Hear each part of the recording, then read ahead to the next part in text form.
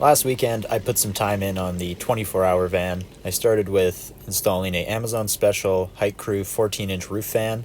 Next, I insulated and sheeted the walls, ceiling, installed pot lights, and rolled the floor down.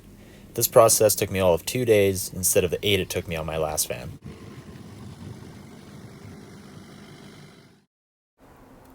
Here I unboxed the Amazon Hike Crew 14-inch roof fan. When you're cutting this hole out, you really want to make sure you're erring on the side of smaller than bigger. I've seen people cut the hole too big, and I don't know what you do when that happens. Light your van on fire? I sealed the perimeter with butyl tape, and then I fastened the fan with watertight rivets. I got a little carried away with the rivets, but that's all you got to do. I did this on my last fan. I didn't even have to caulk it, and it's completely watertight. Next, I'm going to start cutting these backing strips, which are shaped this way to allow them to be bent to match the curve of the ceiling. I traced my template onto 3/4 inch plywood, freehanded each one on the table saw to make a total of 10 pieces. I clamped the backing onto the van's rafter, pre-drilled and screwed each piece into place. This is a lot more work than fastening your ceiling onto your rafters, but it allows for the most ceiling height and will make for a more detailed ceiling in the end. So again, this is a low roof fan. And so why am I going through so much effort to save a little bit of ceiling height? Is because you can't stand up straight in this thing. So every little bit helps. It's also nice to have the metal exposed. I have these magnet hooks that I always like to put on there for hanging different things, and if you ever need to have something sturdy to fasten to, it's there.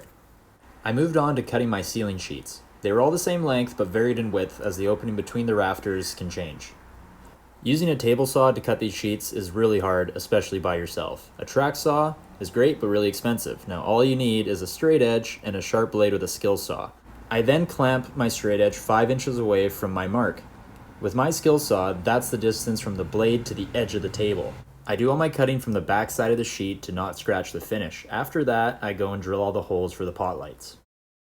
Using a handsaw to cut insulation works super well, especially when you have to resaw the insulation's thickness to fill narrow voids. I used this drywall shore to hold the ceiling up while I placed the insulation and wired the pot lights. I then fastened the panels by pre-drilling and screwing into the plywood backing. I had such a hard time doing this ceiling the first time. I didn't use the shore, I just tried to hold it while I would tie in the pot lights.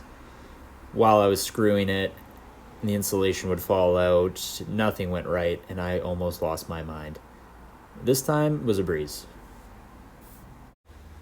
It's nice to do a tongue and groove ceiling as well, but I have a theory that it makes a lot of creaking noise no matter what you do. And I don't like that. I like a quiet, smooth ride. No creaks.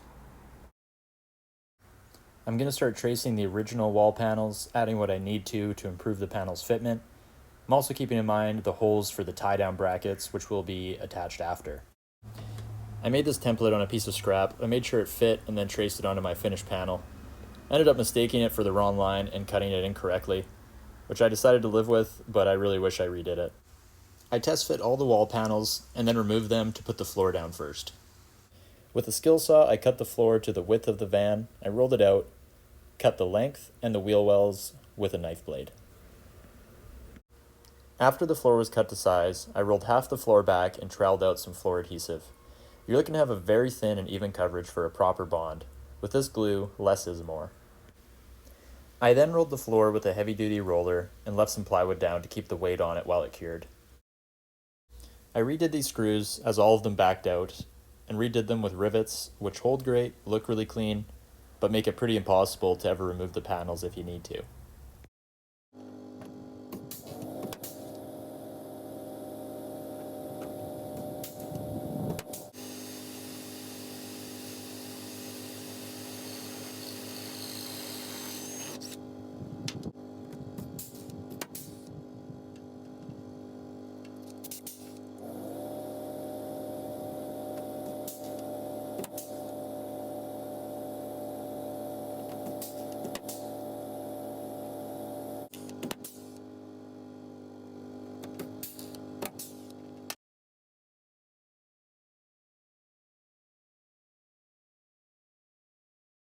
After cutting and placing the insulation, I went about fastening my walls. In my other camper van, when I attached the walls, I used these plywood strips that I fastened to the metal, and I spaced them vertically every 16 inches and screwed the plywood panel to that strip. I also used 1/2 inch plywood, and it went horribly. The screws never held. The 1/2 inch was too thick to bend. This time around, using the 1/4 inch and fastening it with rivets right to the metal went so smooth that it almost makes me want to redo my other van.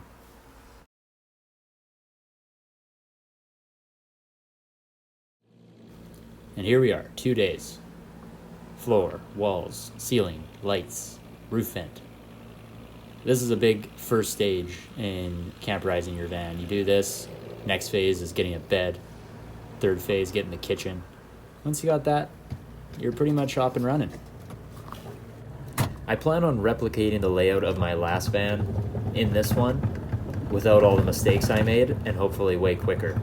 I'm gonna have a double bench in the back that folds into a bed with storage underneath it, a kitchen behind the driver's seat with a propane stove, sink, water, pull-out 12-volt fridge, overhead storage, window covers, diesel heater, and much more.